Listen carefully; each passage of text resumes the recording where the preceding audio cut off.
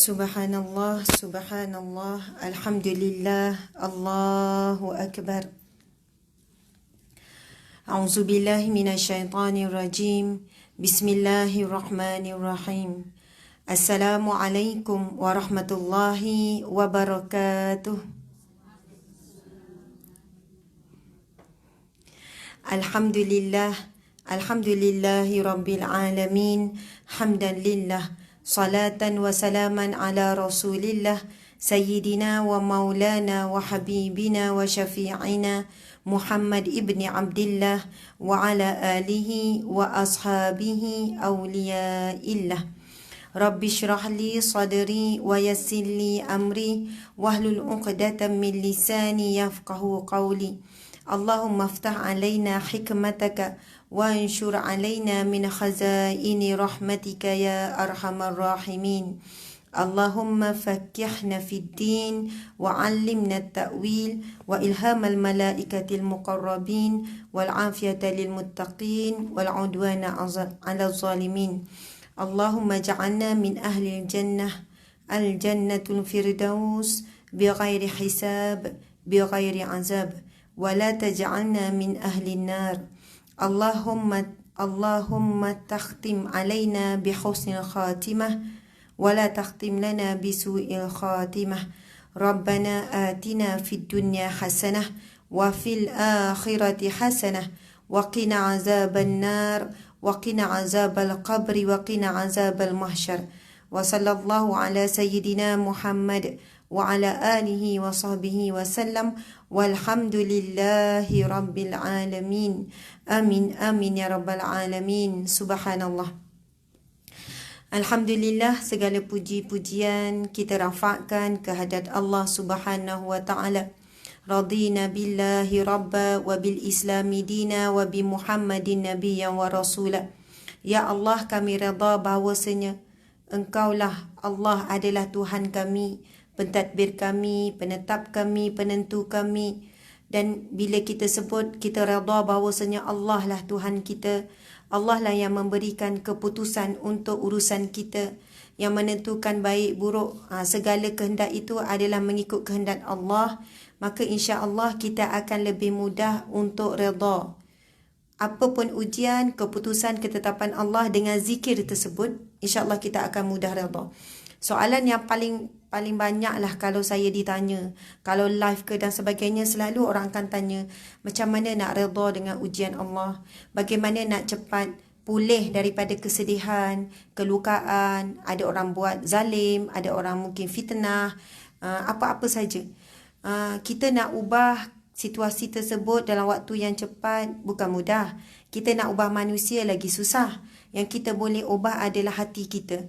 Kalau hati kita mudah bangkit, tak mudah sentap, tak mudah sensitif, cepat pulih, cepat je boleh alihkan yang sedih tu kepada okey. Kalau begitu hidup kita insya-Allah lebih tenang, lebih bahagia. Jadi macam mana Nabi SAW bersabda, barang siapa yang membaca zikir yang kita sebut tadi itu hadis Nabi ya, pada waktu pagi 3 kali, pada waktu petang 3 kali, maka dia berhak mendapat redha Allah di mahsyar kelak. Berhak dapat redha Allah. Sebuah keluarga beramal dengan zikir ni, insya-Allah sebuah keluarga masuk syurga sekeluarga. Saya memang dah banyak kali ulang pasal zikir ni. Kat sini pun saya dah sebut kan. Tapi kali ini Allah izinkan lagi sebut. Mungkin ada kita yang belum lagi beramal, ataupun pernah baca lupa, lepas tu dah tak istiqamah. Jadi sekali lagi insya-Allah mudah-mudahan kita istiqamah, sama-sama baca 3 kali boleh? Bismillahirrahmanirrahim. Radina billahi rabba wa bil islami dina wa bi Muhammadin nabiyyan wa rasula. Macam tak pelancar tu kan. Tahulah tu, tak hafal lagi tu. Semangat, 2 kali lagi nak ulang ni. Boleh ya? Radina billahi rabba wa bil islami dina wa bi Muhammadin nabiyyan wa rasula. Radina billahi rabba wa bil islami dina wa bi Muhammadin nabiyyan wa rasula. Kami redha Allah Tuhan kami, pentadbir kami, penetap urusan kami, pemutus segala ketentuan. Kami redha Islam agama kami, cara hidup kami, cara makan, cara pakai, cara tidur, hidup dan mati kami. Kami redha bahawasanya Nabi Muhammad sallallahu alaihi wasallam Nabi kami dan Rasul kami. Amin ya rabbal alamin. Itu saya tambah-tambah lah tu kan. Tapi nak bagi tahunya, maksudnya terjemahan tu saya tambah. Kalau ikutkan maksud dia, radina billahi rabba, kami redha bahawasanya Allah Tuhan kami, wabil islami dina, dan Islam itu agama kami, wabi Muhammadin nabiyyan wa rasulah, dan Nabi Muhammad itu nabi dan rasul kami. Subhanallah. Zikir ini kalau kita amalkan pagi dan petang, minta juga anak-anak amalkan. Kalaulah suami belum kuat untuk beramal, tak payahlah marah-marah tunggu dia beramal baru kita beramal. Kita boleh je masa sebut tu niat untuk dia sekali. Mudah-mudahan dengan itu kita lagi cepat untuk redha dengan apa jua ujian Allah. Hati kita kuat. Yang kedua, bila kita sebut kita redha Islam agama dan cara hidup, insya-Allah Allah akan permudahkan kita untuk hidup cara Islam. Mudah untuk kita menerima apa jua peraturan, tak rasa nak memberontak, mudah nak ikut. Bila anak esok nak nikah, nikah cara Islam. Subhanallah. Okey, kita bagi laluan ya.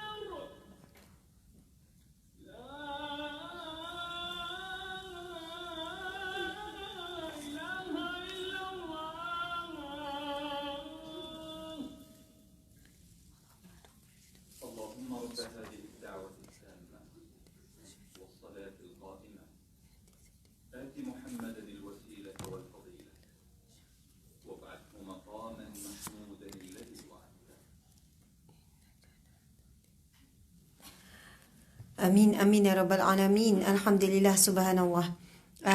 Saya sekarang sedang berada di Surau Kementerian Kerja Raya. Masya Allah, menerusi audio kuliah bersiaran langsung dan kita juga share juga di page Ustazah Asma Harun. Alhamdulillah, sekadar itulah tadi kupasan tentang zikir tersebut. Mudah-mudahan jadi amalan. Ia sangat besar dan sangat membantu kita menjadi hamba Allah yang lebih baik di dunia dan juga di akhirat. Sebab Nabi sebut barang siapa yang membacanya pagi 3 kali, petang 3 kali, bukan sekadar membaca. Sebenarnya daripada susulan kita berzikir, kita sebut zikir tersebut, Allah akan membantu kita, memudahkan kita, melorongkan kita menjadi hamba-Nya yang redha kepada Allah. Itu kan Nabi SAW ada bersabda dalam hadis tersebut, ada dalam buku yang saya bawakan juga tu, buku Sahabat Dunia Akhirat, yang mana Nabi SAW bersabda, sesungguhnya apabila aku mencintai seseorang ataupun suatu kaum, aku akan mengujinya, akan turunkan ujian. Apabila hamba ku redha, maka dia mendapat redha ku. Namun apabila hamba ku marah, dia juga mendapat kemarahanku ataupun kemurkaan Allah. Sebab itu, kita memang tak boleh tahu dan tak boleh jangka ujian apa akan datang esok, lusa. Yang pasti ujian mesti ada. Memang itu janji Allah Subhanahu Wa Taala. Jadi tak ada cara yang lain melainkan kita bersedia dengan hati yang redha dengan setiap ujian Allah Subhanahu Wa Taala. Dan zikir itu sangat membantu. Nabi kata barang siapa yang beramal dengannya, baca pagi 3 kali, petang 3 kali, dia berhak, dia layak mendapat redha Allah di mahsyar kelak. Ciri-ciri orang yang akan layak dapat redha Allah di mahsyar kelak adalah orang ketika hidupnya dia redha dengan Allah. Jadi macam mana? Perlu bantuan daripada Allah untuk redha kepada Allah. Perlu pertolongan. Caranya tidak ada lain melalui doa dan zikir. Subhanallah, alhamdulillah. Jadi hari ini, apa khabar semua sahabat-sahabat? Masya Allah. Saya, ini ceramah kedua saya lah sepanjang, maksudnya PKP. Lepas tu boleh ceramah di khalayak, kan kita boleh hadir ke kuliah. Ini kuliah yang kedua. Setelah 3 bulan lebih kan, duduk live je sama seorang-seorang kan. Masya Allah. Kalau siapa follow di page Ustazah Asma, memang hampir setiap hari pun kita ada live. Subhanallah. Jadi kita dah lama tak jumpa, saya rasa lebih 4 bulan kot. Kan? Di Surau KKR ni. Jadi Alhamdulillah, walaupun dah lama tapi rasa sekejap. Kan? Rasa macam tak adalah. Rupanya lama dan sekejap itu sama. Apabila berlalunya satu saat, saat yang berlalu itu umpama maksudnya 1000 tahun. Nak kata bukanlah, maksud saya lah kita tak boleh nak patah balik walaupun satu saat baru berlalu. Itulah sifatnya masa. Dan apa yang berlalu itu sebenarnya terkumpul pada kenangan, ingatan, begitulah. Jadi kita pun tak tahu lagi baki kita berapa lama lagi kan. Berapa lama baki esok, lusa, wallahu alam. Allahu Akbar. Okey, jadi tajuk yang kita pilih hari ini daripada buku kita ini, Penawar Hati, 40 hadis penawar hati. Kebanyakannya ada kan kitab ni, buku ni. Okey. InsyaAllah kita akan bacakan hari ini hadis yang ke-26. Tajuknya ialah kenapa hati menjadi keras. Kenapa hati menjadi keras? Okey, sama-sama baca hadis ni ya. Okey, tak belaka ni ya. Muka macam tak cukup makan je. Ke terlebih makan ni. Kan, dia terlebih makan kan kenyang kan. Duduk jauh-jauh je. Masya Allah. Bergaduh ke tu? Tak. Dia duduk jauh dalam ni je. Ikut SOP kat office tu tak duduk jauhnya kan. Okey, subhanallah. InsyaAllah kita dilindungi Allah daripada mara bahaya, bala, wabak semuanya insyaAllah. Dan doa tu, Bismillahirrahmanirrahim, la yadurru ma'asmihi syai'un fil ardi wala fis sama' wa huwas samiul alim. Dah ada dak maksurat, raditu billahi rabba, tadi pun ada dak maksurat. Janganlah pula masa awal-awal takut, mula-mula wabak tu je beria beramal. Sekarang tak beramal. Subhanallah. Siapa yang beramal baca maksurat pagi petang, mesti dia tak tinggal doa tu. Doa Bismillahirrahmanirrahim, la yadurru ma'asmihi syai'un fil ardi wala fis sama' wa huwas samiul alim. Sangat hebat zikir tersebut, doa tersebut. Mara bahaya ni kita tak tahu. Daripada sihir, kedengkian manusia, kejahatan jin, daripada mara bahaya yang begitu banyak di luar sana. Manusia-manusia berniat jahat. Jadi kita sentiasa memerlukan perlindungan daripada Allah. Kalau kita minta perlindungan daripada polis kan, polis ada waktu-waktu dia je lah. Takkan nak duduk kita 24 jam. Boleh ke kita minta perlindungan daripada polis? Polis tanya balik, awak ni siapa? Boleh tak lindung saya 24 jam? Tak boleh. Tapi Allah Subhanahu Wa Taala boleh lindungi kita 24 jam, setiap saat, setiap masa. Bahkan waktu kita tidur pun Allah boleh melindungi kita. Hasbunallah wa ni'mal wakil, ni'mal maula wa ni'mal nasir. Cukuplah Allah bagiku. Allah lah sebaik-baik pelindung. Allah lah sebaik-baik yang menjaga. Subhanallah, Allahu Akbar. Tapi kalau kita tak minta perlindungan daripada Allah, adakah kita dapat? Syaratnya kena minta. Syaratnya mesti kita kena istiqamah. Bismillahirrahmanirrahim. La yadurru ma'asmihi syai'un fil ardi wala fis sama' wa huwa samiul alim. Ini bila wabak dah lega ni, dah lupa dah nak beramal. Padahal bahaya itu bukan satu tu je, masih banyak mara bahaya lain. Tapi kita ni suka apa? Bila berlaku sesuatu terduduk. Masa itulah baru nak beramal, nak zikir apa, nak buat apa. Sepatutnya kita perlu bersedia sebelum ujian itu hadir. Sentiasa bersiap sedia. Ini orang yang bila datangnya ujian akan tenang. Tapi kita bila datang ujian yang berat, terduduk tu, saya nak buat amalan apa, saya dah istighfar dah, tengah teruk tu. Tapi orang yang istiqamah dengan zikrullah, umpama dia sentiasa bersiap sedia. Musuh datang daripada pelbagai bentuk kan. Dan kita tahu musuh yang tetap, yang tidak pernah berhenti daripada syaitan itu sendiri. Allahu Akbar. Okey, kita baca sama-sama ya. Duduk tegak, semangat sikit. Baru nampak macam 30. Tadi macam 50, 60. Okey. Bismillahirrahmanirrahim. An Ibni Umar radhiyallahu anhuma qala Rasulullah sallallahu alaihi wasallam la tuksirul kalama bighairi zikrillah fa inna kasratal kalami bighairi zikrillah ta'ala qaswatun lil qalbi wa inna ab'adan nasi minallahi al-qalbul qasi. Rawahu Tirmizi.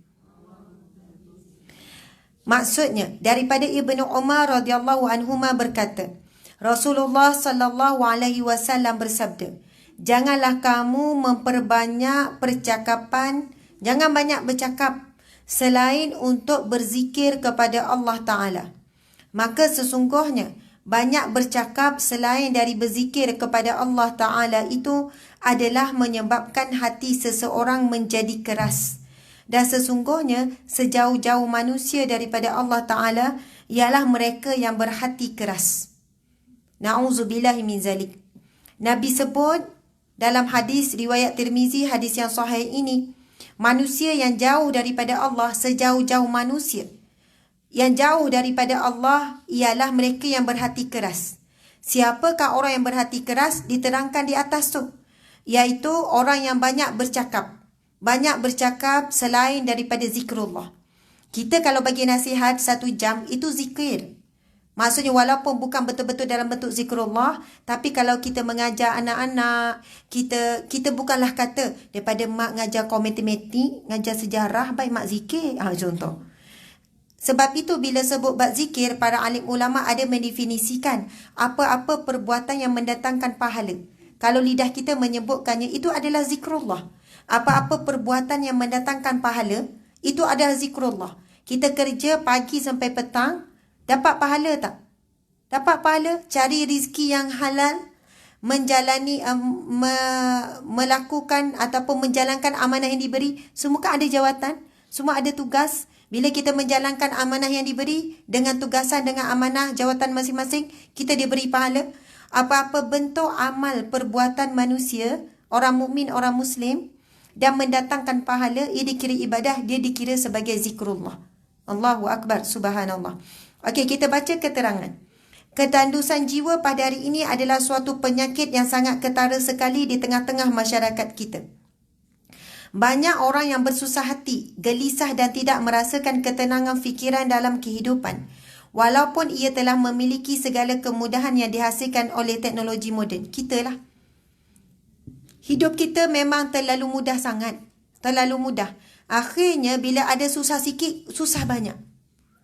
Kalau ingatkan dulu, berbandinglah mak-mak kita dulu basuh tangan. Air pula tak ada ke rumah. Air tu pergi mana? Pergi sungai lah nak mandi, nak basuh baju. Itu zaman nenek-nenek moyang kita kan. Sekarang air tu sampai ke dalam rumah. Basuh pula memang bukan kita basuh sendiri. Mesin basuh tolong basuh. Lepas tu sekarang ada pula dryer. Dah tak payah jemur kain sendiri dah. Mesin juga yang tolong jemur. Kalau ada lah kan mesin, basuh, jemur, keluar-keluar dah lipat. Mana lipat, dia lipat. Mana yang nak gosok, dia gosok. Kalau ada tu memanglah sangguplah beli tu mungkin. Ingatkan makin banyak teknologi, makin jimat masa makin banyak zikir, ataupun makin banyak baca Quran, ataupun makin banyak ibadah. Rupanya tak. Makin tak larat nak puasa. Makin kurang pun zikir. Maksudnya di sini, Masya Allah kadang-kadang, yang jadi bukan kadang-kadang, sebenarnya ukurannya masa tu berkat atau tidak. Sebab itu ada orang dia sibuk tapi dia sempat setiap pagi mesti baca Yasin. Sibuk tapi dia sempat setiap hari habis 1 juzuk. Allahu Akbar. Jadi kita bimbang yang sebenarnya masa kita tak barakah. Besok bila dah mati masuk dalam kubur, kita akan ditanya tentang masa yang kita manfaatkan sepanjang kita hidup. Okey, kita sambung lagi. Bahkan ratusan ribu wang telah dimilikinya, namun kepuasan hidup masih belum lagi dapat dirasainya.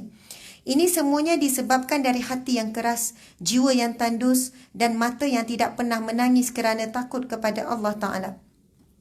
Kemudian keras hati ini pula adalah dari kerana banyak bercakap perkara yang tidak ada faedahnya dan tidak ada hubungannya dengan Allah Ta'ala. Oleh itu bagi orang yang beriman, hendaklah ia selalu menggunakan lidahnya untuk berzikir kepada Allah Ta'ala ataupun bercakap perkara yang ada hubungannya dengan masalah agama yang dapat memberi faedah dalam meningkatkan ketakwaan, atau paling kurang bercakap perkara keduniaan yang dijadikan wasilah ataupun alat yang dapat membantunya untuk menambah apa jua jenis ketaatan yang akan dicatatkan dalam suratan amal kebaikan pada hari kiamat nanti. Atau kalau tidak mampu juga berbuat demikian, maka hendaklah dia berdiam sahaja, jangan banyak bercakap-cakap. Mohon terasa. Okey. Kalaulah mesyuarat 2 jam, tak apalah bercakap. Jangan duduk diam. Bos tanya, awak apa pendapat? Saya zikrullah. Tak boleh banyak cakap, bos. Kalau bercakap dalam mesyuarat, itu diperlukan. Maksudnya dia tuliskan apa-apa percakapan yang menjadi wasilah. Dan memang dalam meeting kenalah bercakap. Bila bentang satu kenalah bercakap.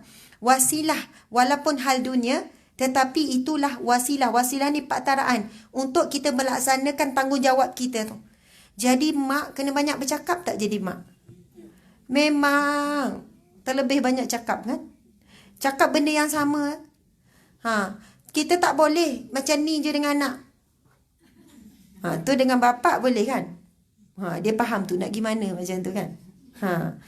Jadi memang kadang memang banyak bercakap, pesan benda yang sama. Mudah-mudahan itu juga dikira sebagai zikrullah. Tapi janganlah dalam keadaan kita bercakap ada unsur-unsur menyakiti hati, ataupun menghina, ataupun merendahkan, ataupun mengungkit-ungkit tanpa mengikut syarak. Maksudnya mengungkit ni kadang-kadang sebut-sebut kebaikan diri tanpa sedar akan menghapuskan pahala ibadah kita, pahala kebaikan kita. Jadi dalam membebel, biarlah membebel ilmiah.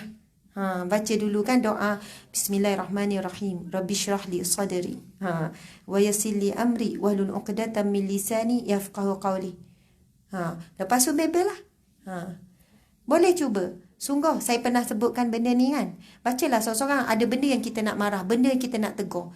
Tapi baca doa tu dulu sebelum kita sebut. Mudah-mudahan selepas itu anak kita jadi mudah nak dengar, mudah nak berubah. Suami apatah lagi. InsyaAllah. Okey. Jadi, kita tengok sikit lagi. Kenyataan yang selalu ternampak di hadapan mata kita ialah wujudnya orang yang banyak membuang waktu bercakap-cakap perkara yang tidak berfaedah. Bahkan ada yang berani bercakap perkara yang bertentangan dengan hukum hakam syarak dan berani bercakap sambil merendah-rendahkan ajaran agama yang boleh menyebabkan kefasikan dan terkadang boleh menyebabkan kekufuran. Ui, panjang pula kan. Dia terangkan. Boleh ya saya baca laju-laju sebab kita nak pergi kepada pendetailan.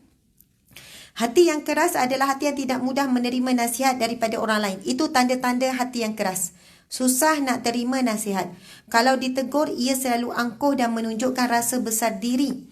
Pantang ditegur dan tidak mahu menerima kebenaran yang dibawa oleh orang lain. Hati yang keras sentiasa mendorong untuk membuat maksiat dan kejahatan dan merasa berat untuk berzikir atau membaca Al-Quran dan sangat malas untuk melaksanakan segala jenis ibadah yang diwajibkan oleh Allah Ta'ala. Sebenarnya memang terasa ni perenggan yang terakhir ni. Sebab dia masuk bab ciri-ciri hati yang keras. Yang pertama tadi, sukar terima nasihat, sukar terima teguran, sukar menerima pandangan orang lain dan sebagainya. Yang seterusnya diterangkan, hati yang keras selalu mendorong untuk buat maksiat. Bila mengumpat, mengeji, mengata orang, menulis perkataan yang keji, dia tak rasa pun, dia tak rasa bersalah, dia tak rasa susah. Lagi daripada mengantuk jadi segar. Kan mengumpat macam tu kan. Jarang orang mengumpat tersengguk-sengguk. Biasanya daripada tersengguk-sengguk dalam kuliah, bila ngumpat dia boleh berdiri pula sejam dekat tu. Dekat pintu kat luar tu. Kan keluar daripada surau tu. Okey, subhanallah. Lagi ciri-ciri hati yang keras, dia rasa berat untuk zikir. Atau baca Quran. Sangat malas untuk laksanakan segala jenis ibadah. Kalau masuk waktu sembahyang, ia rasa terbeban dengan ibadah sembahyang itu dan bukan merasa beruntung dengan berkesempatan untuk sekali lagi berhadapan dengan Allah Ta'ala. Dan kalau sudah sembahyang pun, maka kadang-kadang badannya sahaja yang sembahyang, sedangkan hatinya pergi merayau ke sana dan kemari. Ya Allah, kita lah tu bukan orang lain. Merayau tak masa solat? Oi, sak jauh, kadang sampai Australia. Jauh sampai New Zealand, mana-mana yang kita tengok sebelum tu. Biasanya, apa yang kita bawa dalam solat, apa yang kita fikir sebelum solat. Ataupun apa yang kita dengar dan kita lihat sebelum solat. Kalau masa sebelum solat, kita buka Lazada, Shopee, apa, benda tu masuk masa solat. Duk fikir keputusan, nak beli tak, nak beli tak. Tu mainan budak-budak tu, mesti budak-budak. Duk mikir keputusan tu, lepas mayang dia pun order. Apa yang dilihat dan apa yang didengar sebelum solat sangat mempengaruhi ketika solat. Sebab itu antara amalan Nabi SAW sebelum solat, baca Al-Quran dulu. Baca Al-Quran beberapa ayat. Sebab insya-Allah apa yang kita baca, terjemahan sementara tunggu waktu solat, ia akan mempengaruhi kekhusyukan kita ketika solat. Allahu Akbar. Tapi kalaulah sebelum itu duk borak itu, borak ini, tak ada langsung. Maksudnya, tidak ada satu gap antara dunia dengan solat. Daripada sibuk-sibuk kelang kabut, ambil wuduk kelang kabut, masa solat lagi kelang kabut. Tapi biarlah sebelum solat itu ada waktunya kita zikrullah dulu, mungkin baca Quran dulu, selawat dulu. InsyaAllah ia membantu ketenangan dan kekhusyukan ketika kita solat. Allahu Akbar. Sedangkan hatinya merayau ke sana kemari. Tetapi kalau mahu melihat suatu pertunjukan yang melalaikan daripada mengingati Allah Ta'ala, hatinya selalu terpanggil ke sana. Dia sanggup bersusah payah untuk sampai ke sana dan merasa ringan. Walaupun ia terpaksa untuk mengorbankan apa jua yang diperlukan. Asal saja maksud di hati dapat tercapai. Allahu Akbar, subhanallah.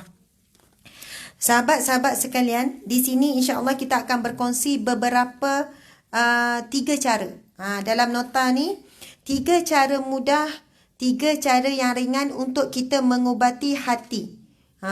Hati yang keras. 3 kaedah. Yang pertama, banyak ziarah orang sakit. Menziarahi orang sakit.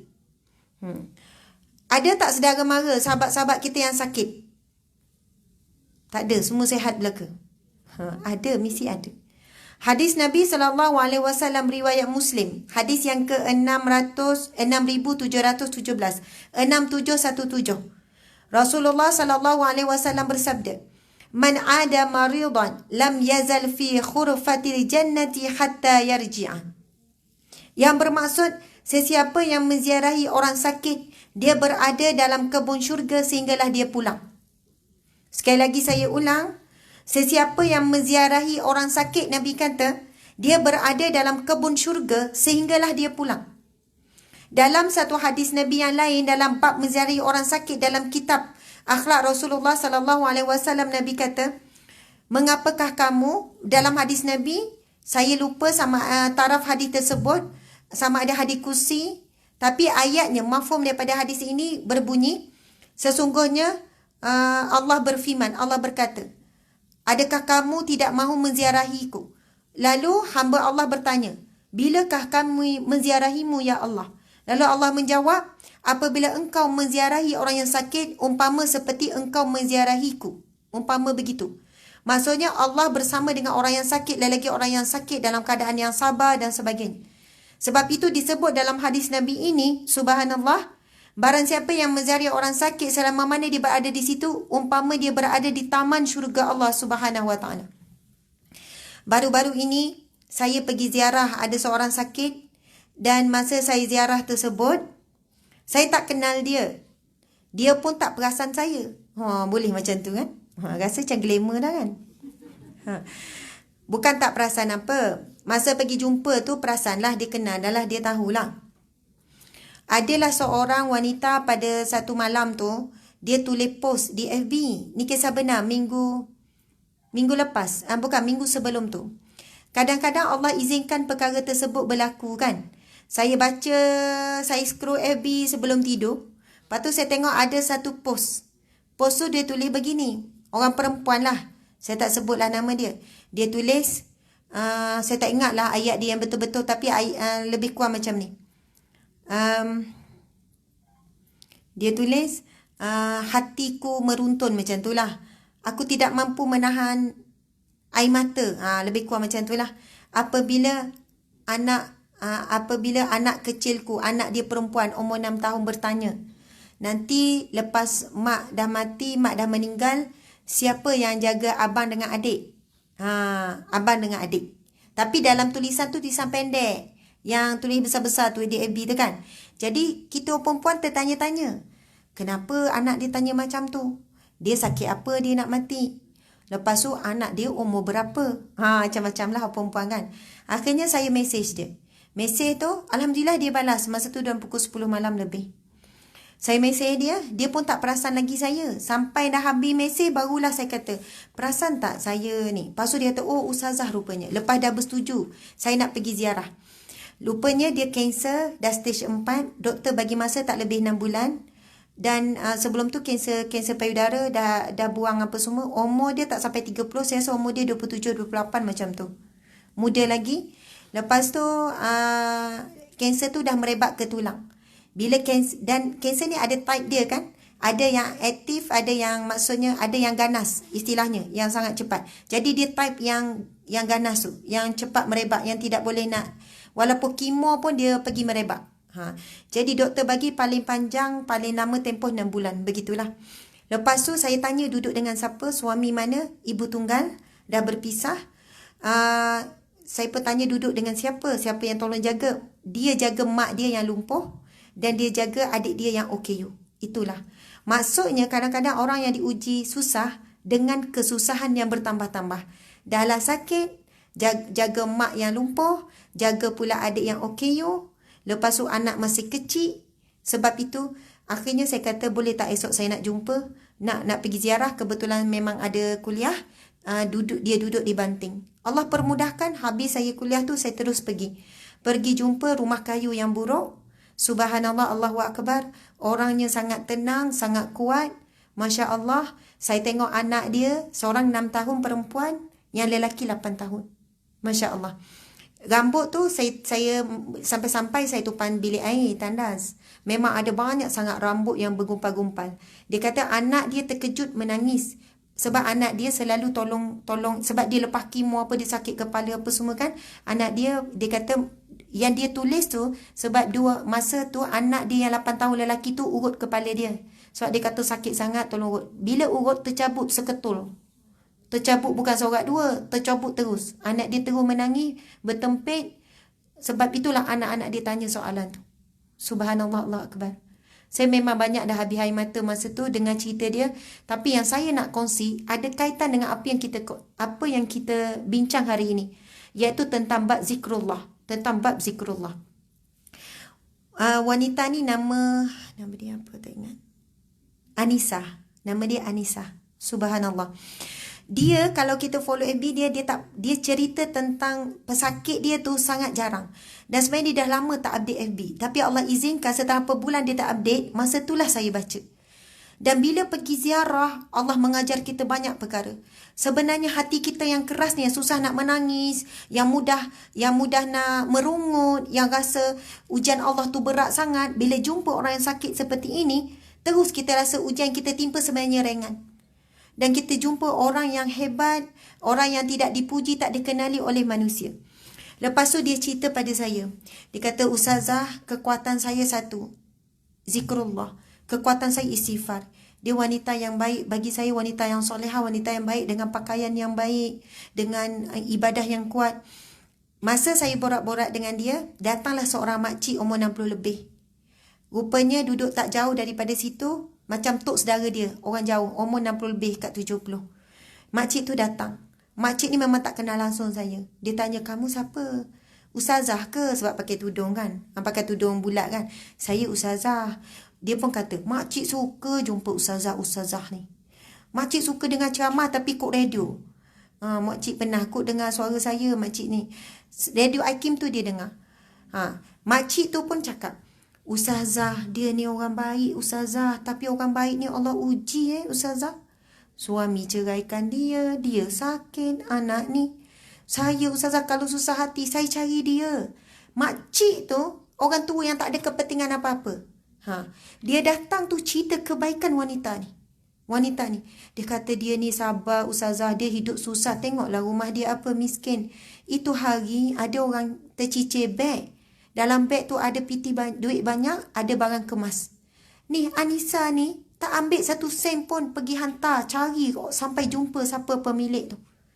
Dia kata dia ni Ustazah, zikir kuat, orang baik, sabar, ujian demi ujian, apa ujian tak kena dengan dia. Makan, minum apa, maksudnya dia tak bekerja, dia tak mampu. Kemo, operation, macam-macam. Dan saya nak share satu kisah yang berkaitan dengan zikrullah, dan dia selalu beramal. Yang paling utama dia kata, Ustazah, saya memperbanyakkan istighfar.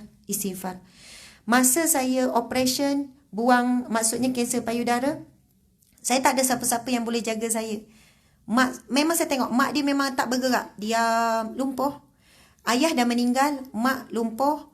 Suami tak ada. Siapa jaga saya lepas saya operation? Tak ada. Saya sorang-sorang di hospital. Dan adik dia yang OKU tu jaga anak dia 2 orang tu. Mak dia lumpuh kan. Itulah kehidupan dia. Masya Allah, Allahu Akbar. Kemudian dia kata, lepas operation. Sebelum operation kan kita kena puasa dalam 10 jam kan. Lepas operation, bila sedar Ustazah, saya rasa teramat-amat sakit. Kedua, sangat dahaga. Sangat dahaga. Lapar dan dahaga. Tapi saya tak ada sesiapa yang boleh bantu untuk suapkan saya makan dan untuk berikan saya air. Masa saya sedar tu Ustazah, di hadapan saya ada suami, ada lelaki yang jaga isteri dia. Ada lelaki yang jaga isteri dia di depan katil saya. Ada air di sebelah meja. Ada air sebelah meja. Maksudnya, saya boleh kalau nak bangun untuk ambil air tu untuk minum. Dan ketika itu saya sangat dahaga. Baru lepas operation, dan masa tu bius dah mulai hilang, mesti akan datang rasa sakit. Dan saya tengok nurse sibuk, masing-masing pun ada orang teman. Kecuali saya tak ada orang bersama dengan saya. Saya memang tak ada sesiapa boleh jaga. Dan saya tengok air, saya menangis sebab saya terlalu dahaga. Saya sangat mengharap ada orang datang dekat ke apa ke untuk beri bantuan. Dan kenapa saya tak bangun Ustazah? Sebab depan saya ada lelaki yang sedang jaga isteri dia. Kalau saya bangun saja, aurat saya akan ternampak. Yang ni saya rasa macam sangat kagum. Sebab masa dia sedar, dia masih lagi ada baju operation dekat atas. Baju operation tahulah dia cuma tutup macam tu je. Kalau bangun memang akan melurut. Saya bimbang Ustazah. Ini saya cerita benar. Dia kata begini. Kalau saya bangun, kesian lelaki kat depan tu, dia berdosa dia tengok aurat saya. Maksud dia fikir lelaki yang kat depan tu. Kedua, kalau saya bangun macam mana aurat saya. Dan ketika itulah Ustazah, saya hanya istighfar. Sampai saya menangis, istighfar, astaghfirullah. Saya kenangkan dosa-dosa saya, istighfar. Subhanallah Ustazah, tak berapa lama setelah itu, saya hilang dahaga. Dan saya tak rasa pun lagi bahawasanya saya sangat memerlukan air tu. Saya istighfar, rupanya istighfar boleh hilangkan dahaga Ustazah. Masya Allah. Masa dia cerita tu ketak-ketak dia menangis, ustazah. Dan istighfar yang sama juga boleh hilangkan sakit saya yang bius tu hilang, sakit saya yang kuat tu. Saya tak minta ubat tahan sakit ke, saya tak pergi. Saya kalau lepas operation hari itulah pengalaman saya operation masa bersalin tu. Bila hilang bius tu, datang rasa sakit tu memang panggil nurse lah. Lepas tu dia sambung air, tekan morfin tu kan. Tekan morfin tu barulah rasa macam boleh nak normal, boleh nak bercakap. Kalau tak tekan morfin tu rasa macam nak menggelupur. Bila hilang bius tu kan, datang rasa sakit yang teruk tu kan. Dia kata, ustazah, saya istighfar. Saya hilang dahaga, saya hilang rasa sakit. Sampai rasa sakit tu hilang.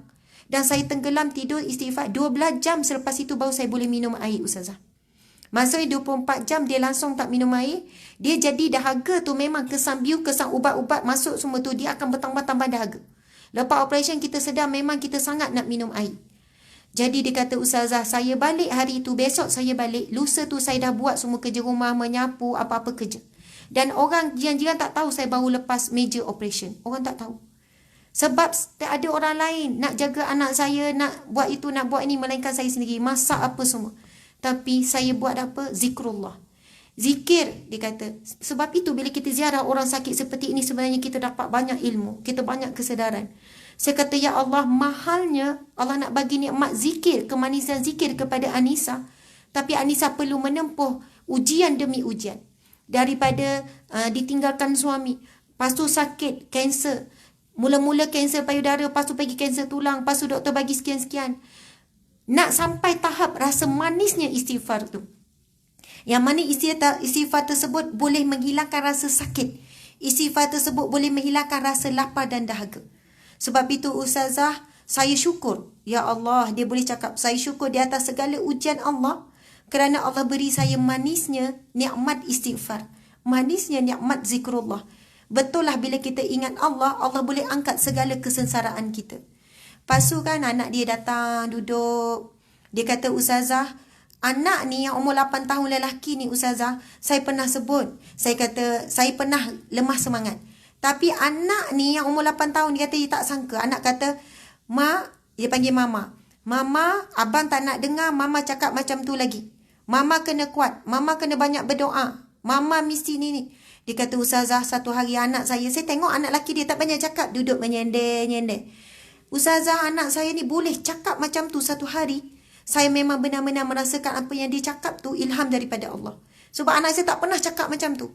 Maksudnya di situlah kekuatan seorang hamba Allah yang bernama Anisa, kekuatan zikrullah. Tak ada orang bersama, tak ada duit, tak ada apa. Dan saya kata, insyaAllah Anisa, kita akan teruskan bagi keperluan dia, bantuan-bantuan dia. Dan dia kata, ustazah, saya yakin kalau saya tak ada orang akan jaga anak-anak saya. Mesti ada orang jaga. Subhanallah, Allahu Akbar. Jadi, yang pertama, masa dah habis ya. Dah pukul 2. Minta maaf. Ya, dah pukul 2. Okey, saya nak sebut juga 3 perkara yang boleh melembutkan hati. Pertama, ziarah orang sakit. Ziarah orang sakit. Jangan memilih-milih. Kalau ada ahli keluarga yang sakit, walaupun orang itu kita tak dapat apa-apa pun kalau kita ziarah. Tak ada kepentingan apa-apa pun, pergilah ziarah. Walaupun orang tu tak cakap macam Anisa tu cakap. Bukannya kita mengharapkan orang tu tiba-tiba keluarkan perkataan, walaupun ziarah orang tu pun senyap je. Tetapi dengan menziarahi orang sakit, hikmah besarnya Allah akan bagikan kelembutan hati kepada kita. Berbagai cara Allah boleh bagi melalui kepada hati kita. Yang kedua, banyak ziarah fakir miskin. Banyak ziarah fakir miskin. Hadis Nabi SAW, riwayat Muslim 4867. Bismillahirrahmanirrahim. Man nafasa an mu'mini kurbata min kurabid dunya, nafasallahu anhu kurbata min kurabil yaumil qiyamah. Sadaqa Rasulullah SAW. Yang bermaksud, sesiapa yang melepaskan saudara mukmin daripada kesusahan di dunia, maka Allah akan melepaskan kesusahannya pada hari kiamat. Maksudnya bila ziarah fakir miskin, bukan ziarah saja-saja. Bagilah apapun bantuan orang fakir miskin. Kadar RM10, RM20, bagi bawa sedikit ni. Jadikan aktiviti bulanan ataupun mingguan. Hujung minggu ke 2 minggu sekali ke. Bawa anak-anak pergi ziarah rumah fakir miskin. Orang kampung ke, apa-apa ke, mana-mana ke. Kalau nak list daripada kami rumah fakir miskin, ada ribu-ribu. Contoh orang duduk kat Selangor ni kan, Ustazah ada tak fakir miskin yang kami boleh ziarah? Contoh siapa-siapa ni. Daripada kita ada data bahawa sahabat iCare memang ada ribu-ribu. Dan sampai sekarang pun memang kita hantar bantuan-bantuan. Walaupun orang kata Ustazah nanti orang fakir miskin makin pemalas, tak buat kerja apa semua. Allahu Akbar, tentang hal tersebut kita serahlah kepada dia dengan Allah Subhanahu Wa Taala. Tapi selagi sampai kiamat, mesti ada orang kaya, mesti ada orang fakir miskin. Kalau tak ada orang fakir miskin, di mana kita nak dapat pahala bersedekah? Itu adalah sunnatullah. Tidak ada semua kaya belaka, tak ada. Mesti ada orang miskin, mesti ada orang kaya.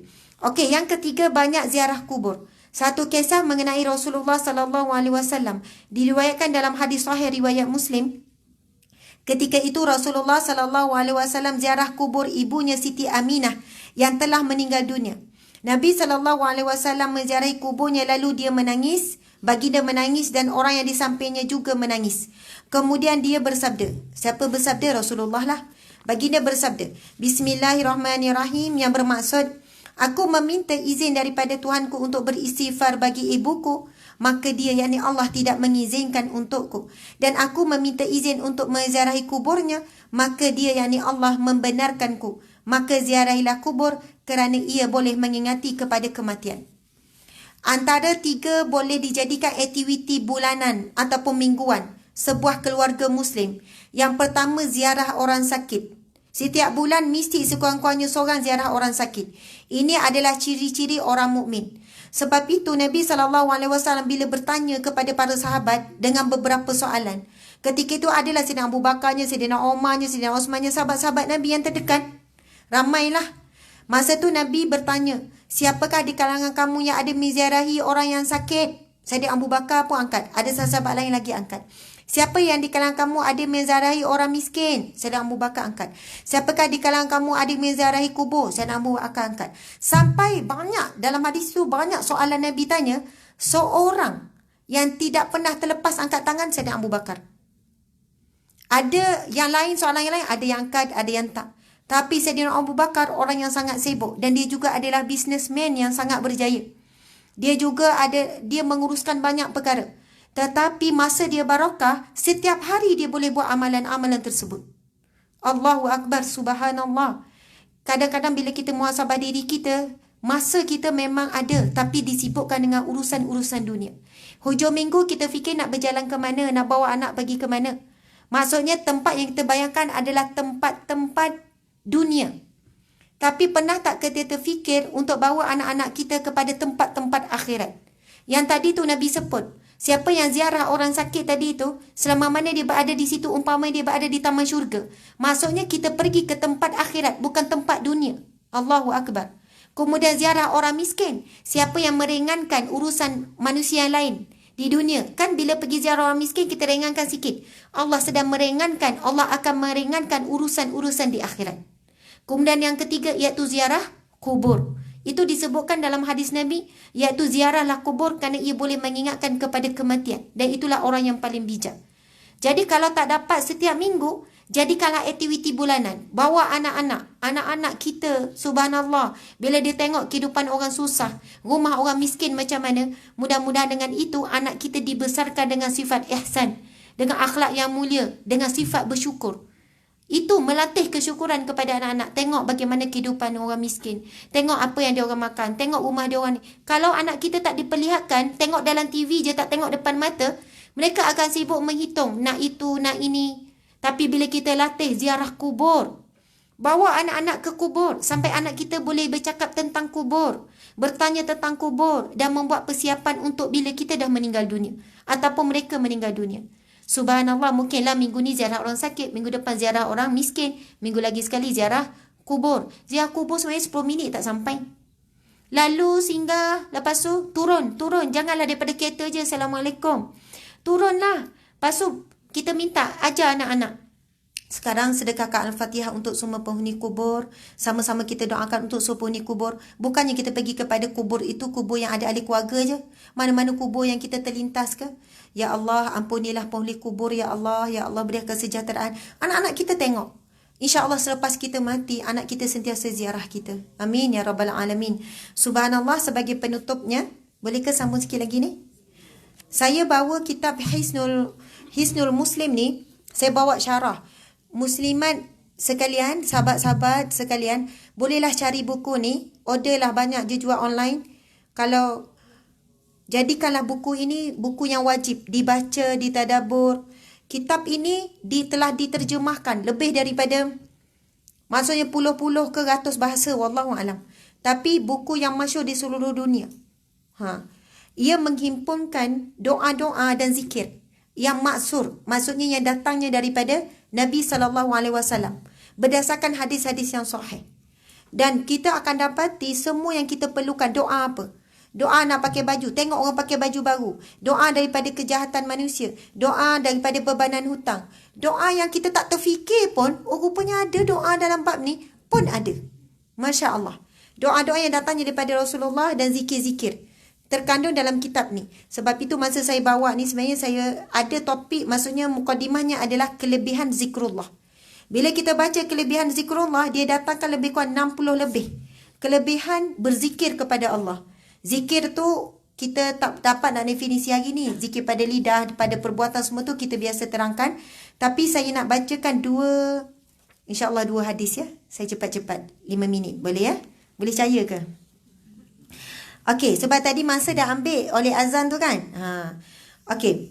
Bismillahirrahmanirrahim. Nabi SAW bersabda, "Man istayqaza minal laili wa ayqaza imra'atahu fasalliya ruk'ataini jami'an kutiba minaz zakirin Allah katsiran wazakirat." Sadaqa Rasulullah sallallahu alaihi wasallam. Hadis riwayat Abu Daud dan yang lainnya disahihkan oleh Albani. Okey, yang bermaksud, barang siapa yang bangun tidur di malam hari dan ia membangunkan isterinya. Jadi kalau kita bangun, kita kejutkan suami lah. Janganlah pula balik, bang, tadi saya dengar hadis tu, siapa bangun dan kejutkan isteri, nak harap awak kejut, memang tak lah. Janganlah pula daripada hadis Nabi nak menghina ataupun merendahkan orang lain. Ambil terus pengajaran, kalau suami tak kejutkan kita, kita kejutkan suami. Barang siapa yang bangun tidur di malam hari dan ia membangunkan isterinya, lantas mereka berdua melakukan solat 2 rakaat dengan berjemaah. Raka'ataini jami'an, solat 2 rakaat berjemaah. Nescaya mereka dicatat. Terus Allah mencatat sebagai lelaki dan perempuan yang banyak berzikir kepada Allah. Allahu Akbar. Nanti di mahsyar kelak ada ahli-ahli persatuan. Ahli persatuan apa? Ahli Al-Quran duduk kelompok dia. Ahli zikir duduk di kelompok dia. Ahli dakwah mungkin. Ahli sabar. Ahli sedekah. Takut kita ni tak ada mana-mana ahli. Na'udzubillah min zalik. Kau ditanya ahli apa? Ahli tapwe. Maksudnya, tak tahulah kita ni ahli apa ni. Sebab kita tengok diri kita hari ini, kita bimbang kita tak tergolong di kalangan mana-mana ahli tu. Jadi, siapa yang nak termasuk di dalam kalangan ahli zikir? Disebutkan di sini sebagai lelaki dan perempuan yang banyak berzikir kepada Allah. Antaranya seorang pasangan suami isteri. Kalau yang tak nikah sedih lah pula kan. Ustazah ni dah saya tak nikah, macam mana? Jadi kalaulah dalam hadis ni sebut suami kejutkan isteri, kalau tak isteri kejutkan suami. Kalau ada adik-beradik, kejutkanlah adik-beradik, solatlah berjemaah. Ustazah saya duduk sorang-sorang. Dia nak buat pilu tu kan. Saya sorang-sorang sebatang kara. Tak apalah. Mudah-mudahan dengan itu tetap dikira sebagai, insya-Allah tetap dikira sebagai ahli zikir. Masya Allah. Jadi ada orang tanya, Ustazah nak solat jemaah apa ni? Kalau suami isteri ni. Boleh buat solat sunat taubat berjemaah. Boleh solat sunat tasbih. Boleh solat hajat. Boleh. Solat tahajud boleh tak jemaah? Pun boleh. Tapi memang solat sunat afdalnya solat sendiri. Tapi ada waktunya kita solat juga berjemaah dengan suami supaya disatukan hati kita. Suami, anak-anak, kejutkan solat berjemaah. Dan hadis yang terakhir. Bismillahirrahmanirrahim. Ala unabbi'ukum bi khairi a'malikum wa azkaha 'inda malikikum wa arfa'iha fi darajatikum wa khairil lakum min infaqi dhahabi wal wariq wa khairil lakum an talqaw aduwakum fatadribu a'naqahum wa yadribu a'naqakum. Qalu bala, qala zikrullahi ta'ala. Sadaqa Rasulullah sallallahu alaihi wasallam. Hadis riwayat Tirmizi. Hadis sahih Ibnu Majah. Okey. Nabi SAW bersabda, maukah kalian aku beritahukan tentang amal perbuatan kalian yang terbaik dan lebih suci di sisi Allah Al-Malik, yang paling tinggi darjatnya, lebih baik bagi kalian daripada menginfakkan emas dan perak, Dan lebih baik bagi kalian daripada mengikuti perang melawan musuh yang berisiko kalian membunuh mereka dan mereka membunuh kalian. Maksudnya lebih baik daripada berjihad di medan perang. Tapi hadis ni ada lagi dan riwayat lain mengatakan kecuali syahid. Maksudnya amalan yang nak kita sebutkan ini lebih baik daripada infak emas dan perak. Yang sangat tinggi kedudukannya di sisi Allah, sangat mulia, sangat suci. Bahkan lebih baik daripada jihad di medan perang. Maksudnya yang mana perang tersebut berisiko engkau membunuh pihak lawan ataupun pihak lawan membunuhmu. Namun ada sambungan lagi kecuali syahid. Kalau mati syahid, ia lagi tinggi daripada amalannya. Lalu para sahabat menjawab, tentu saja kami mahu tahu ya Rasulullah. Lalu beliau bersabda, berzikir kepada Allah, zikrullah. Nabi sebut zikrullahi ta'ala. Allahu Akbar. Subhanallah, mudah-mudahan apa yang kita kongsikan pada hari ini boleh memberikan kita motivasi untuk kuat berzikir. Kalau kita tengok orang soleh, orang alim, orang soleh, orang muqarrab yang dekat-dekat dengan Allah, mereka berjalan zikir. Bahkan mereka tidur dalam keadaan zikrullah. Mereka makan, nampak makan tapi hati mereka zikrullah. Mereka bangun tidur je zikir. Maksudnya, sentiasa 24 jam itu mereka zikrullah. Dan insya-Allah kalau kita latih diri kita supaya berzikir, zikir, kita tidak mudah untuk dibisikkan dengan bisikan-bisikan yang melemahkan hati kita. Sebab itu sebenarnya yang melemahkan kita adalah kerana diri kita sendiri kurang berzikir. Amalkanlah apa-apa zikir. Istighfar ke, selawat ke, la ilaha illallah, apa-apa, tahlil, tasbih, tahmid dan sebagainya. Dan doa untuk kita kuat zikir, doa yang selalu kita amalkan tu. Yang masyhur tu, yang Nabi ajar, Nabi pesan kepada sahabat, jangan tinggalkan doa ni setiap kali lepas solat. Ada yang riwayat mengatakan setiap kali sujud solat. Allahumma a'inni. Sama-sama baca ya. Bismillahirrahmanirrahim. Allahumma a'inni ala zikrika wa syukrika wa husni ibadatika. Ya Allah, bantulah aku dalam berzikir kepadamu, dalam mengingatimu, dalam bersyukur kepadamu, dalam memperindah dan memperelokkan ibadahku. Amin ya Rabbal Alamin. Subhanallah. Carilah doa tu dalam Google pun ada. Memang lagu Ustaz Google semua ada belaka kalau kita tanya kan. Zikir, doa untuk berzikir kepada Allah. Kita tak mampu untuk jadi ahli zikir ataupun zikrullah kecuali dengan pertolongan Allah. Sebab itu doa itu mengajarkan kita, Allahumma a'inni ala zikrika. Ya Allah, bantulah aku, tolonglah aku dalam mengingatimu, dalam berzikir kepadamu. InsyaAllah mudah-mudahan kita tergolong di kalangan az-zakirin, orang-orang yang sentiasa mengingati Allah, lalu Allah mengingati kita. Dalam kitab ni kalau baca dalam bab penerangan tentang kelebihan zikir, kita akan jumpa hadis Nabi SAW. Barang siapa yang menyebutku, mengingatiku di dalam majlis, aku akan menyebutnya di dalam majlis yang lebih baik daripada itu. Allahu Akbar. Allah sangat suka kita menyebut Allah, zikir kepada Allah, sehingga kan Allah akan menyebut nama kita dalam majlis yang jauh lebih baik. Mungkinlah di kalangan para malaikat Allah memuji nama kita, lihatlah hamba-Ku. Allah berbangga. Allah rasa seronok, Allah sangat gembira. Jadi mudah-mudahan insya-Allah mendapat manfaat perkongsian pada hari ini. Mohon maaf salah dan silap. Terima kasih kepada semua. Wabillahi taufiq wal hidayah. Assalamualaikum warahmatullahi wabarakatuh. Kita tangguhkan kuliah kita dengan tasbih kafarah dan surah wal asr. Bismillahirrahmanirrahim. Subhanakallahumma wa bihamdika asyhadu an la ilaha illa anta astaghfiruka wa atubu ilaih. Bismillahirrahmanirrahim. Wal 'asr innal insana lafi khusr illa allazina amanu wa 'amilus solihat wa tawasaw bil haqqi wa tawasaw bis sabr. Shadaqallahul azim.